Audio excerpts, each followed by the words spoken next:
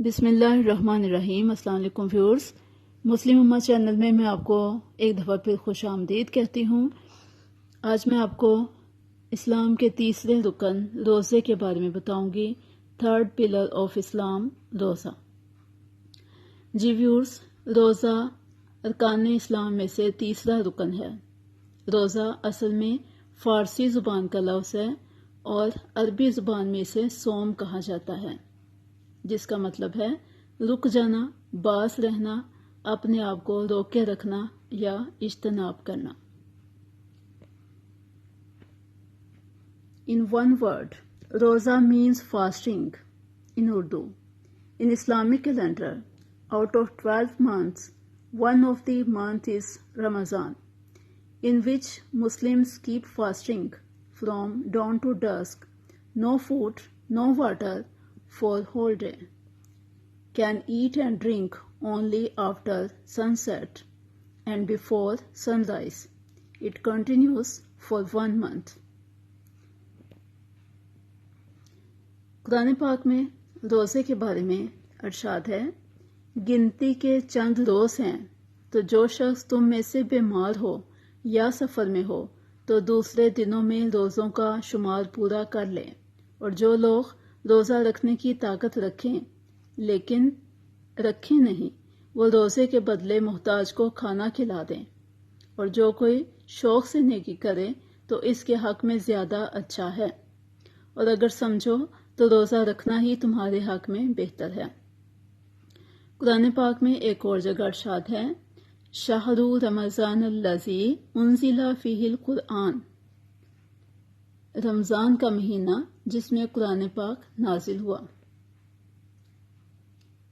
مزید فرمایا گیا، یا ایھا الذین آمنوا کتب علیکم الصیام کما کتب علی الذین من قبلکم لعلکم تتقون۔ اے ایمان والو، تم پر روزے فرض کر دیے گئے جیسے کہ تم سے پہلے لوگوں پر فرض کیے گئے تھے، تاکہ تم پرہیزگاری اختیار کرو۔ جی ویورز، اس میں روزے کا مقصد واضح ہوتا ہے کہ روزے کا مقصد پرہیزگاری اختیار کرنا۔ اللہ کی رضا کے لیے اگر ہم روزہ رکھتے ہیں تو اس سے ہمیں پرہیزگاری ملتی ہے۔ صحیح بخاری کی ایک حدیث ہے، رسول اللہ صلی اللہ علیہ وآلہ وسلم نے فرمایا کہ اگر کوئی شخص جھوٹ بولنا اور دغا بازی کرنا نہ چھوڑے تو اللہ تعالیٰ کو اس کی کوئی ضرورت نہیں کہ وہ اپنا کھانا پینا چھوڑ دے۔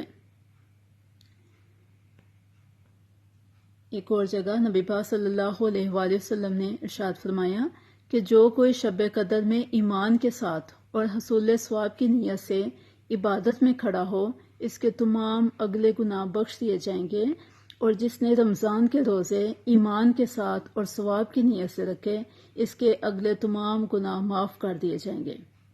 جی ویورز، رمضان کے مہینے کی اس قدر فضیلت کہ اس کے تمام گناہ معاف کر دیے جائیں گے اس شخص کے جو روزہ رکھے، تو اس سے بڑھ کر اور فضیلت اور کیا ہو سکتی ہے۔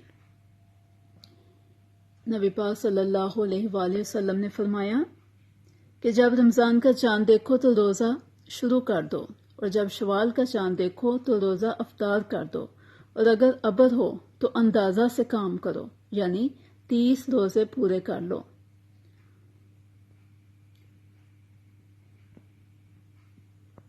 صحیح بخاری کی ایک حدیث ہے، آپ صلی اللہ علیہ وآلہ وسلم نے ارشاد فرمایا، جب رمضان کا مہینہ آتا ہے تو آسمان کے تمام دروازے کھول دیے جاتے ہیں، جہنم کے دروازے بند کر دیے جاتے ہیں، اور شیاطین کو زنجیروں سے جکڑ دیا جاتا ہے۔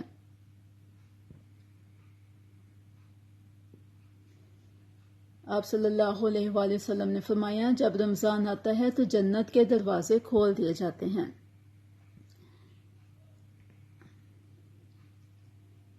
نبی پاک صلی اللہ علیہ وآلہ وسلم کا ارشاد ہے، جنت کا ایک دروازہ ہے جسے ریان کہتے ہیں، قیامت کے دن اس دروازہ سے صرف روزہ دار ہی جنت میں داخل ہوں گے، ان کے سوا اور کوئی اس میں سے نہیں داخل ہوگا۔ پکارا جائے گا کہ روزہ دار کہاں ہے؟ وہ کھڑے ہو جائیں گے، ان کے سوا اس سے اور کوئی نہیں اندر جانے پائے گا۔ اور جب یہ لوگ اندر چلے جائیں گے تو یہ دروازہ بند کر دیا جائے گا، پھر اس سے کوئی اندر نہ جا سکے گا۔ جی ویورز، یہ روزے کے بارے میں کچھ احادیث تھیں جو آپ نے ملاحظہ کی، اور اس میں ماہ رمضان کی فضیلت بیان کی گئی تھی،